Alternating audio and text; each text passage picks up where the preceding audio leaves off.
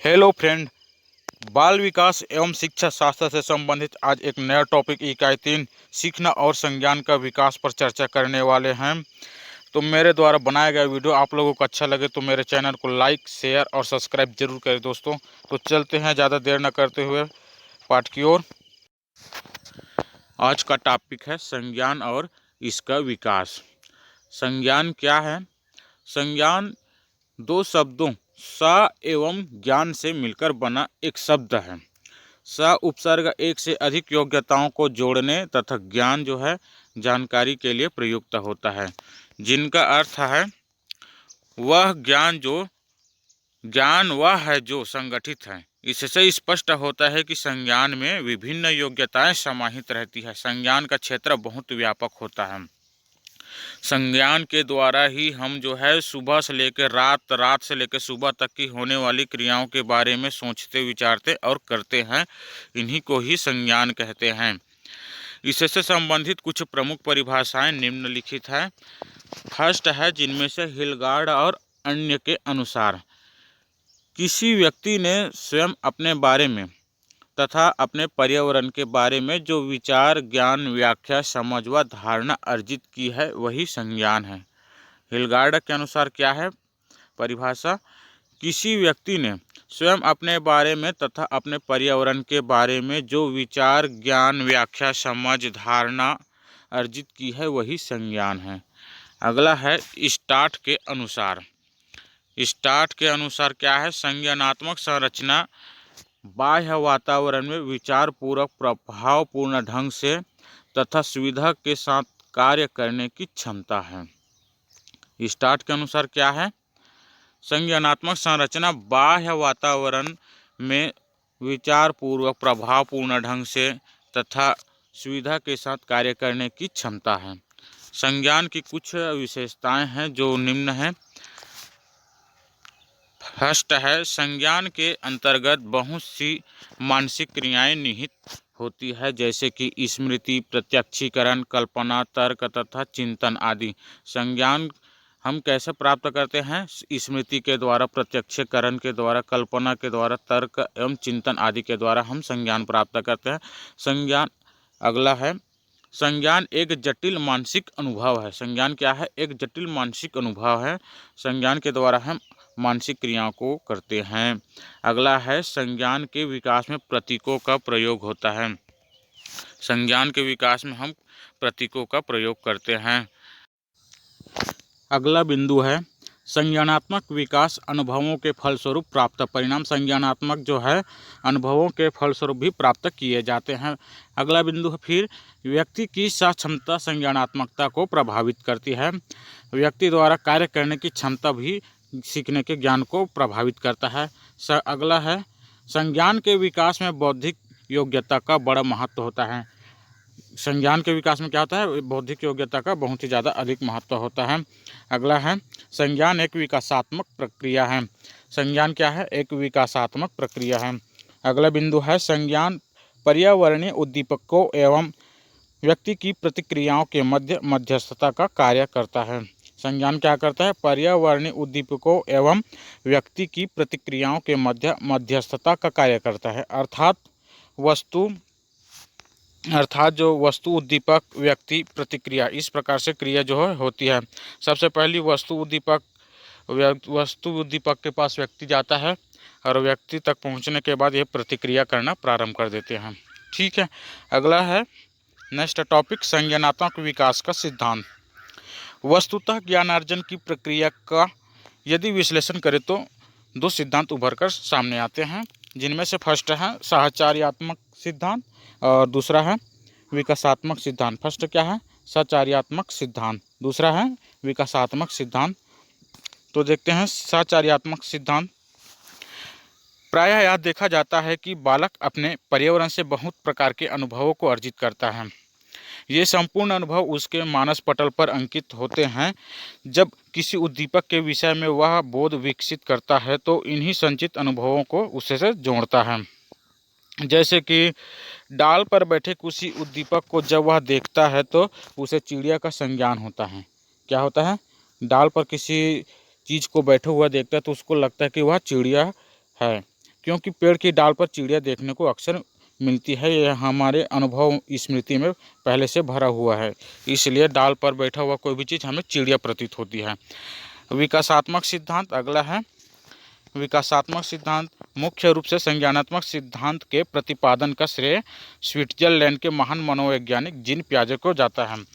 पियाजे के अनुसार संज्ञान प्राणी का वह ज्ञान है जिसे वह वातावरण के संपर्क से विकसित करता है। उनका विचार था कि संज्ञानात्मक विकास मुख्यतः व्यक्ति की जन्मजात संरचना एवं प्रक्रियाओं के साथ अनुभवों की अंतःक्रिया पर निर्भर करता है। अगला टॉपिक है संज्ञानात्मक विकास में बच्चों के मन का सिद्धांत। बच्चों के मन का सिद्धांत से तात्पर्य उनमें अपनी सामाजिक अवस्थाओं तथा दूसरों की अवस्थाओं के बारे में उत्पन्न समझ से है। क्या है? अपनी सामाजिक अवस्थाओं तथा दूसरों की अवस्थाओं के बारे में उत्पन्न समझ से है। इस समझ के लिए किए गए चिंतन का सबसे सरल बिंदु बच्चों में यह पहचान करने की क्षमता है कि दूसरों का विश्वास उनके अपने विश्वास से भिन्न है। इसमें क्या है? दूसरों का विश्वास जो है अपने विश्वास से भिन्न होते हैं। और अध्ययन से पता चलता है कि उम्र बीतने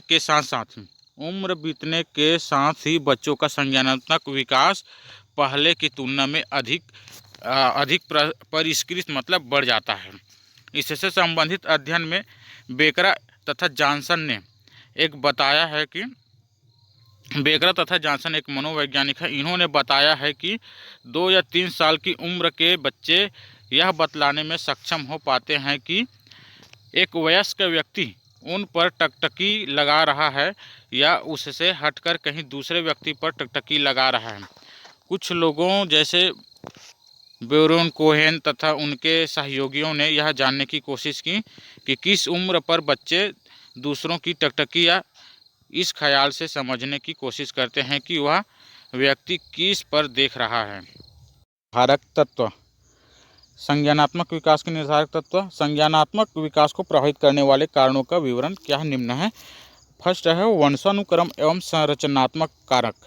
वंशानुक्रम का प्रभाव बालकों के संज्ञान विकास में महत्वपूर्ण भूमिका निभाता है। क्या करता है? वंशानुक्रम का प्रभाव जो है बालकों के संज्ञान विकास में महत्वपूर्ण भूमिका निभाता है। इस संदर्भ में किए गए अध्ययनों में पाया गया कि विद्वान परिवारों के बालकों का संज्ञानात्मक विकास सामान्य बच्चों से अधिक पाया जाता है। क्या होता है? वंशानुक्रम के माध्यम से जो विद्वान वर्ग के बालक होते हैं वो निम्न वर्ग के बालक की अपेक्षा इनका मानसिक विकास या संज्ञानात्मक विकास अच्छा होता है। अगला है सामाजिक बंधन। अगला क्या है? सामाजिक बंधन। समाज के संपर्क में आने से बालक में संज्ञान का विकास होता है। समाज के संपर्क में आने से बालक का संज्ञान का विकास होता है। बालक जब समाज के साथ अंतःक्रिया करता है तो न केवल उसकी समस्याओं का निराकरण होता है वरन उसमें एक सूझ पैदा होती है। यही सूझ अन्य समस्याओं के हल में उसे बदल देती है और वह वातावरण के अनुसार सामाजिक कार्य में अपना दिमाग का भी उपयोग करने लगता है। अगला है सामाजिक वर्ग। सामाजिक वर्ग। प्राचीन भारत में संभवतः सामाजिक वर्गों के विभाजन का मुख्य आधार बौद्धिक स्तर रहा है, जिसमें यह माना जाता है कि ब्राह्मण वर्ग अन्य वर्गों से अधिक बुद्धिमान था, अर्थात कुछ जातियों में बौद्धिक क्षमता जन्मजात होती है। अमेरिका के काली एवं गोरी जातियों के भी अध्ययन से पता चला है कि गोरी जातियां औसत रूप से काली जातियों से अधिक बौद्धिक क्षमता रखती है। इस प्रकार जाति सामाजिक वर्ग का समाज मतलब संज्ञान के विकास में अंतर देखा गया है। सामाजिक वर्ग में अलग अलग जाति के और अलग अलग रहवासी और रंग रूप के अनुसार उनके सामाजिक संज्ञान का विकास होता है। अगला टॉपिक है लिंग विषमता का प्रभाव। लिंग विषमता का प्रभावी संज्ञानात्मक विकास पर देखा जाता है। शैशवावस्था में बालिकाओं में भाषा एवं संज्ञानात्मक विकास बालकों से अधिक होता है। शैशवावस्था में क्या होता है? जो बालिका का संज्ञान बालकों की अपेक्षा बहुत ही अच्छी होती है।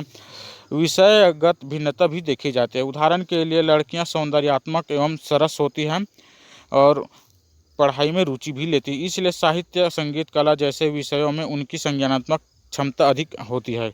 लड़कियों की संगीत, कला, साहित्य में उसका संज्ञानात्मक क्षमता जो है अधिक होती है, जबकि लड़कों का गणित, विज्ञान, दर्शन, तकनीकी आदि विषयों में अधिक होती है। आयु एवं शिक्षा। जैसे जैसे आयु बढ़ती जाती है वैसे वैसे संज्ञानात्मक क्षमता का भी विकास होता है। इसी प्रकार से शिक्षित एवं अशिक्षित व्यक्तियों के संज्ञानात्मक विकास में अंतर पाया जाता है। शिक्षित व्यक्तियों का संज्ञानात्मक विकास अशिक्षित से अधिक होता है। क्या है, अलग अलग उम्र में आयु के अनुसार जो है उसमें ज्ञान का विकास होता जाता है। जैसे जैसे बालक का उम्र बढ़ता जाता है वह अधिक वातावरण के साथ तो सीखता जाता है। ठीक है, परिवार की पृष्ठभूमि अगला है।